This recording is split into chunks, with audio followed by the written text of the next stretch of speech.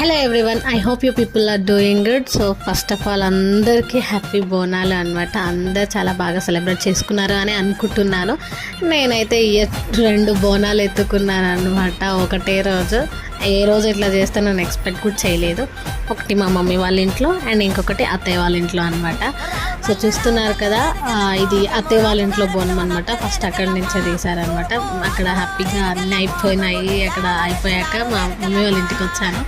So ఇది mummy వాళ్ళ ఇంట్లో ఈవినింగ్ 6 అయిపోయింది అనమాట. అసలు మార్నింగే ఇక్కడ బోనం తీసాక అక్కడ తీద్దాం అనుకున్నా. సో అక్కడ మా అత్తయ్య వాళ్ళ ఇంట్లోనే అమ్మవారు ఉన్నారనమాట.